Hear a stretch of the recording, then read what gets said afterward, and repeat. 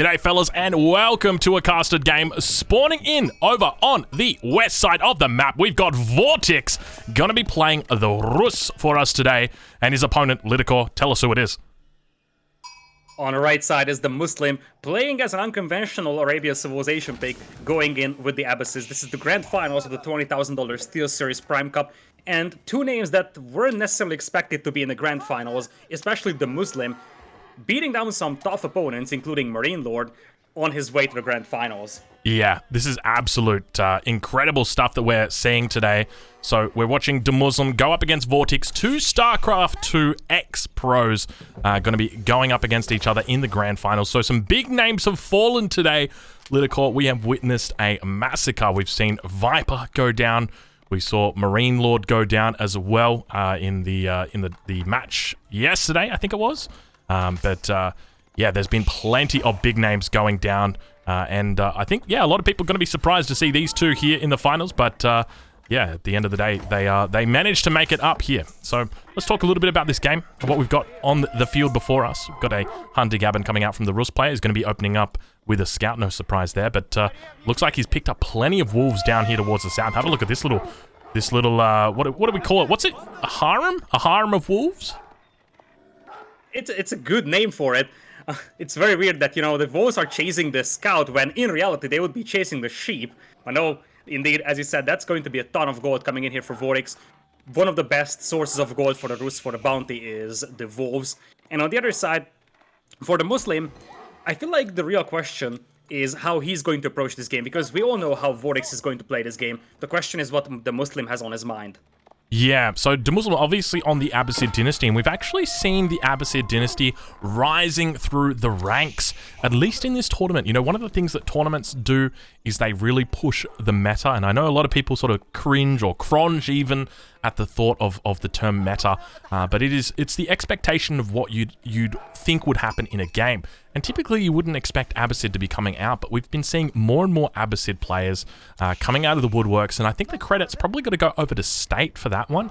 So State obviously played up against Viper in the earlier rounds, took his Rus very, very seriously, and almost won the game against Viper's Rus playing the Abbasid dynasty. And I think a lot of people saw that, they took note, and subsequently we've now seen Viper picking the Abbasid up against the Rus. And now in this game, the first game of the grand finals on Arabia, we've got the Abbasid dynasty once again going to be coming out. Indeed, the Abbasids have quite a lot of options against the Rus, and that's always underappreciated. First of all, they have one of the best timing pushes in the game, because they don't have to research the siege engineering upgrade in order to make rams, so they can go for a decent amount of spearmen and archers in feudal age. Their discount on the villagers means that it's less heavy on their economy to just go for the full archer spearman play and just go for a timing push with mass archers and spearmen, mostly mass archers. Or alternatively, they have access to camel archers, and that's something that's often underappreciated, but the Muslim has something different on his mind. He's mining stone. Looks like it's gonna be a 2 TC play, which is a little risky to pull off, because if you think about it, there is no guarantees that the Rus player goes for cav archers here. And if Vortex scouts this, the appropriate response is going for a fast cast of men-at-arms and rams. Yeah, that could be very big. And we've actually seen quite a few players for the Rus going into that fast castle men-at-arms. So I'd be curious to see exactly where the Muslim looks to put that second town center down. Obviously, he is playing the Abbasid, so they typically do get up their second town centers quite quickly. He's got a good little spawn here, actually. So he could be going on either woodline, but ideally you'd like to keep it close to that initial starting town center. Otherwise, I mean, probably towards those back berries is another good spot. He does have out 2 hunts on the north side of his base, but unlikely for him to be going professional scouts, especially up against a civilization like the Rus, which have got that very, very quick professional scouts coming in. We already see it beginning to come in for Vortex, and take a look at his bounty, Lidicor. He's already up to 315 bounty here. That is massive. And yesterday I did some math on this one. If you get to like 315, 320, 25, that's around the region where you actually save one more transaction from the Golden Gate. Yep. Because if you do all the math, it comes down to this one. So you don't want to get to 250 minimum because you want to get that extra harvest trade bonus. But depending on the quality of your hunting cabin, around 320, 330 is where you want to get in order to save one more transaction. So we'll have to see if this is sufficient for Vortex or it's just a tiny bit too low. But he's gonna have his scouts ready to take all the hunt from the Muslim, and it looks like the Muslim is just giving up on that. Luckily for him, he's gonna have the Abbasid berries to work with, which has a nice gather rate on it, so he doesn't need to stress those huntables that much. Yeah. Now, speaking of huntables, or not necessarily huntables, maybe speaking of resources, let's go with that one. Speaking of resources, beautiful macro coming out here from Muslim. Managing to not have a single bit of stone that he has overgathered. And have a look at this town center, how close he's placing it down to his original town center. I love this positioning from him. Makes a lot of sense. It means that if that ram does eventually come in and looks to get underneath this town center, the main town center is going to be able to defend it as well, provide a lot of cover fire. Absolutely. And you can hide a lot more villagers in there. It's very, very difficult to push through 2 town centers. There's a stable coming up for Vortex, and he's even popping out a knight. I don't think it's necessary, but he's probably afraid of some sort of push here from the Muslim. And keep in mind that he's using every single scout he has to bring in deer. So he's not really scouting out what his opponent is doing right now. He's playing blind. He wants to play this one safe using 1 or 2 knights. He could have skipped it, but it's the grand finals of a $20,000 tournament. So you want to make sure you don't throw away the game. And it actually feels like he's going very heavy on the knight department. Yeah, so it's not just going to be for defense. Dropping a second stable, it's a bit of a head scratcher at this point. Now, he did scout the stone from his enemy, okay? So he ran past that. It was definitely visible, and he saw that it was on about 230. But now going to be dropping down a blacksmith as well, so this is a bit of a curious decision, looking to play H2, and now Muslim going to be scouting that one out, spotting the double stable, now probably going to be dropping a barracks in response to that as the immediate response, and that's exactly what we see from Muslim, so he's not skipping a beat, and we've now got those scouts moving out now. So we're probably going to be watching the knight as it looks to clean up the huntable boar, at least I would think that that's what he would be going for, but he might just look to apply pressure for the immediate future. Double barracks coming in here for the Muslim, so he's gonna be heavy on the spearman department, should be able to hold off those knights. But as you said, the knights can be very useful to take down those boars.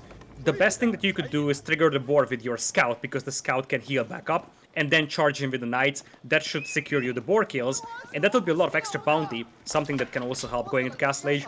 And here's the magic of the Rus build here. Even with all those knights being trained, which are very expensive, you're still rather close to Castle Age. Yeah, that's a really good point to note. And so Rus are notoriously good at having that early economy, but now beginning to move in. Now, keep in mind, I believe the Abbasid spears are currently bugged. They don't have the brace ability, but you may be able to correct me on that one, Lidicor. Are you aware of that? I am aware that the HRE spearmen are bugged. I'm not sure about the Abbasids. Right, okay. Okay, might be the... Oh, yeah, I think I did just saw a brace there. It might be the Delhis and the Holy Roman Empire. Then I know it's one of those berry-gathering civilizations, so it might be them. But, yeah, interesting to note that... I mean, this sort of plays into Muslim's plan, doesn't it? Because, as we saw in previous games, it seems to be the best composition that they've got is the spears plus archer composition. And so I think by going these early knights, you just sort of play into what the Abbasid want. And now moving down towards the south, it looks like we do have a couple of knights beginning to run around towards the south, but managing to scare off a couple of villagers that we're going to be placing down that wall. Indeed, spearmen should be able to secure that wall over there. That wall would be pretty important for the Muslim, because once that goes up, there's a lot more safety at the back of his base, and it is much more difficult for Vortex to do any kind of damage. You see, Muslim is very, very heavy on the spearman department, and that actually could help Vortex just facilitate the man-at-arms pushing Castle Age, because he's almost up. Villager going to be going down. First one of the game. Vortex manages to get it. He also manages to click up to the next stage, getting up at a pretty nice time, 9 minutes, 10 seconds. Not too bad for his third tier age, and going to be dropping down 2 archery ranges. Already has that blacksmith out. No upgrades coming through on that one just yet, but we'll have to see how he plays it out. Probably going to be waiting to get out his warrior monks and begin healing up those early knights before he looks to get in any more trades, I suspect. But still continuing to bring in those 7 deer carcasses out towards the east side of the map. That's a ton of food to work with, so he won't have to add farms for a long, long time. Seems like it's just going to be horse archers. Now, obviously the horse archers won't be able to break this defense, but in that case Vortex isn't even willing to. He just wants to control the map, secure the 3 sacred sites, and pick up 5 relics, and that's his idea to compensate for his lower villager count. Yeah, now speaking of relics, take a look at the spawn that we've got here for the relics, and it's a bit of a curious one, I would say, because the Abbasid obviously have a little bit of a window where they've got more spears, but then eventually the Rus player is sort of able to overwhelm them with their larger number of horse archers. And it's only once, you know, veteran archers come in, once the +2 starts to come in, that the Abbasid player is able to sort of take a hold. So I suspect, you know, in earlier games we saw that players had relatively decent spawns with the relics, with, you know, relics spawning quite close to the town center. But in this game, it seems like the majority of the relics have actually spawned pretty far away from both players. So they're going to be out in the map and very easy for the Rus player to actually get their hands on. Absolutely. It's going to be a little bit more travel time for those warrior monks, but still they have high mobility, so with only feudal aging for the Muslim, lack of mobility for the spearman, it is almost guaranteed that Vortex will have the relic advantage here. And those horse archers, if you micro them carefully, they should be able to destroy all those spearmen, but you gotta be careful, because once those spearmen get close, they will just devastate those horse archers. Yeah, that's exactly it. The Muslim now going to be heading up to the next age, going to be going up with the culture wing. So a little bit of a surprise not to go for the military wing. I'm a big fan of the military wing, especially with this sort of composition. The fact that you're going for like mass spearman, mass archer, it just makes a lot of sense to be having out that Camel support research as early as you can in the game. But those horse archers doing an absolute number on those spearmen, managing to take out 1, 2, 3, 4, 5, 6 spears as they tried to retreat back. Now even looking to potentially take out a scout as well. Now, it looks like we have double archer ranges behind, and it is just foot archers for the Muslim. But do you think this would be the time to pop out the camel archers? Because the camel archers are very, very expensive here, but they are virtually meant to counter cav archers. So if there's any situation for them, it might be right now. Yeah, I think it would be quite a smart move.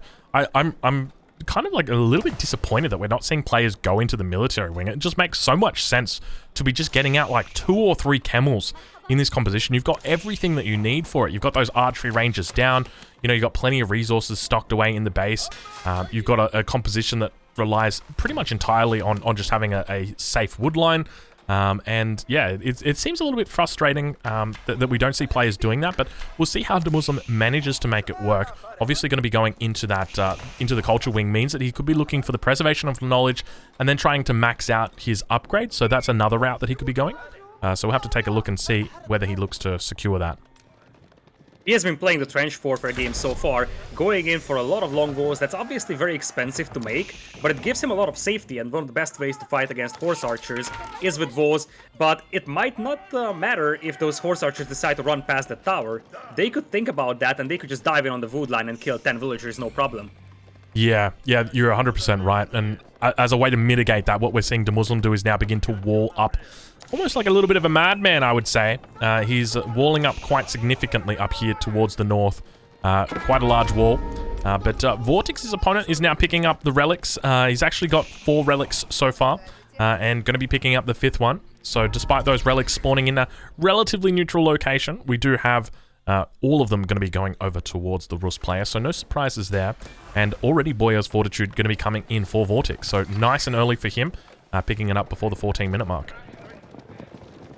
So currently we are sitting at 65 villagers for the Muslim, 46 only for Vortex, but obviously Vortex having 5 relics helps a lot, and he's gonna have sacred sites as well. So if you look at that resource per minute income, that's rather even.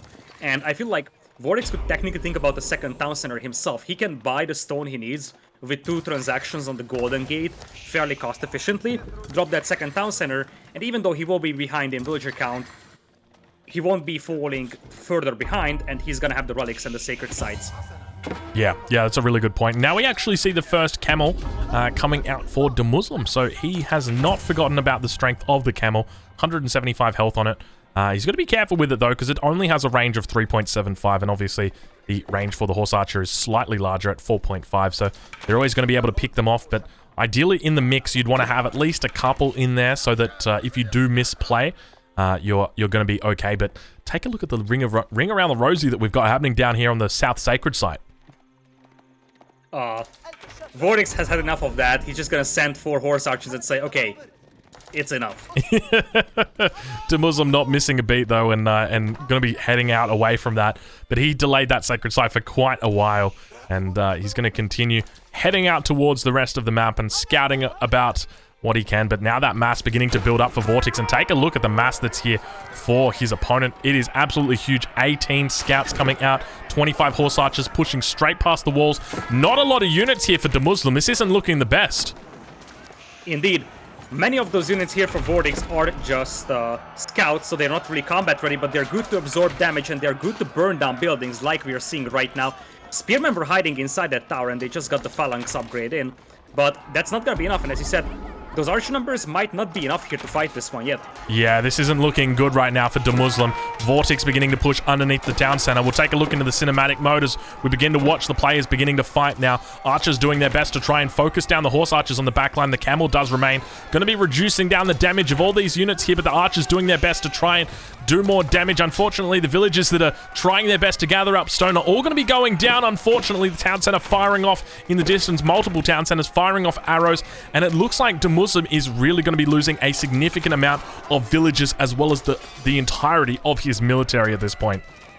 Absolutely. Those scouts are just very, very cheap. They absorb a lot of damage. We also had some knights in there, even a warrior monk. So there was that combat buff provided by the warrior monk. Knights helped a lot dealing with those archers, and now there's just no military here for the Muslim. So Vortex can just run around circles inside that base, and if he ever finds that wood line, I feel like that's game over. Yeah, he has found that wood line. It's not looking pretty right now. All of these villagers down here towards the south are all going to be going down. He's trying his best to loop up down towards the town center. I think he might even not be committing towards that town center. I think he might just be going through up towards the north. It's probably a bit safer on the other side of that wall. But it does look like his opponent is going to be able to sort of stabilize. Demuslim trying his best now, getting plenty of units out. You really got to start asking questions. Where was the mass from Demuslim? It really just wasn't there. I mean, we're sitting at the 16-minute mark at the moment, and there was just absolutely no units out for him. That is not what you see typically with these Abbasid players. Camel going to be going down as well, Ludicor. Is there any way that Demuslim gets back into this game?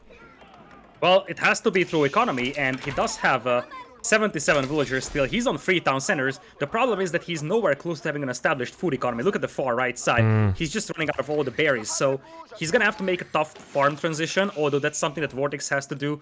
And at this point, I think it came down to just the Muslim not having a lot of production buildings. He's on 2 ranges, 2 barracks. Whereas on the other side, we have 3 archer ranges, 2 stables, and even hunting cabins popping out scouts. So a lot more military production over here for Vortex. And behind this one, don't forget, Sacred Site countdown is going on. I think it started around 15 minutes. So it should be about 7-8 minutes remaining from the Sacred Site countdown. You're right, yeah. So not a long time at all to go for that one. We'll see how that pans out. But now towards Demuslim's base, he has moved over towards that front berry line. But keep in mind, Vortex is going to be able to move in and potentially look to deny that. Despite it being protected by walls, he's obviously got a great range here with his horse archers, and that's exactly what he looks to do. Getting up towards that, he does actually have line of sight on these villagers on the wood line as well. Going to get forced back once again off that wood line. He doesn't really have a safe wood line here for him as he loses 3 villagers here and goes completely idle on the berries. Yeah, having a very tough time here. Demuslim now finally adding in farms around the town center as well, but I feel like it might be too little too late. Yeah. He's got the villager lead, but he can't really do much with that because those villagers are horribly inefficient. They can't access the berries, they don't have farms going on, and behind this one, Vortex, if you look at his resource income per minute, that's still comparable, mostly thanks to the fact that he's got the sacred sites and the relics working for him. So the economy efficiency is just way better for Vortex at this point. Yeah, in addition to that, we've got 76 villagers right now on wood for Demuslim. That's a lot of villagers. That's a lot of wood. But he's going to be able to transition into farms pretty quickly with that one. But as you mentioned, these are largely very inefficient villagers at the moment. They've been very idle. But Vortex behind this, I mean, he's stacked up 2.3k gold. He has got all the upgrades that he needs. You can see him getting in. He's got in +2 range attack, +2 range defense. He's getting +2 melee defense at the moment. I mean, he's got absolutely everything he needs. He can start saving for a house at this point. Absolutely. He's got 2 tickets on the Golden Gate. At this point, you just probably start buying food and think about Imperial Age.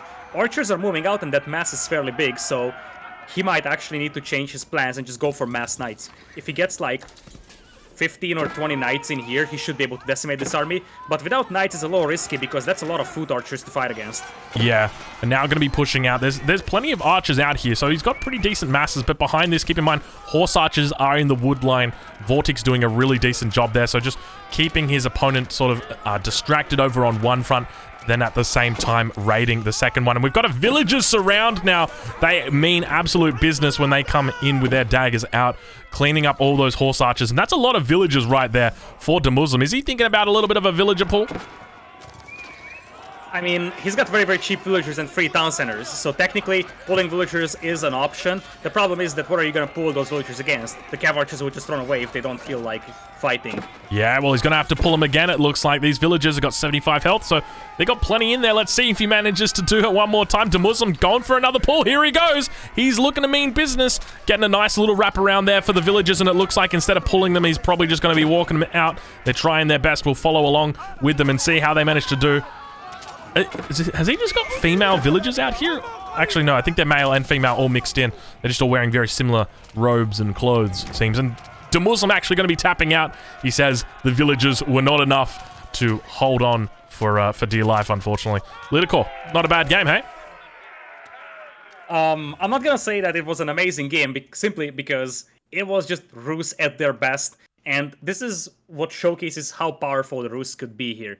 Like, the Muslims' villager lead was enormous. We're talking about 30, 40 villagers, but Vortex is just able to afford cav archers, which are rather cheap for what they actually deliver on the battlefield. And of course, that passive gold income is just brutal. We're talking about 8,000 gold collected for Vortex, double the amount compared to the Muslim, and he barely had any gold miners on that resource for the majority of the game. Just Rus things. Just Rus things. Yeah, it's one of those classic things, isn't it? It's, yeah, it can be very frustrating to deal with. And, yeah, as you mentioned, the villager count, it managed to burgeon for Muslim, but unfortunately, it's all meaningless when he doesn't have the mass compared to Vortex. I mean, look at the numbers coming out for Vortex. Absolutely huge as he headed towards that first fight. Almost double the amount of units that Muslim had. And keep in mind that in addition to having double the units that his opponent had, he's also got more powerful units as well. So ideally, you'd want it to be the other way around. So very difficult fight there for Muslim. But look, it's that's the first game of the grand final. We'll be heading into the second game very shortly. If you're watching this on YouTube, I encourage you to check out Lidicor. He is a fellow caster. You've heard him now, Lidicor. Thank you very much for joining me for this cast. All right, going back into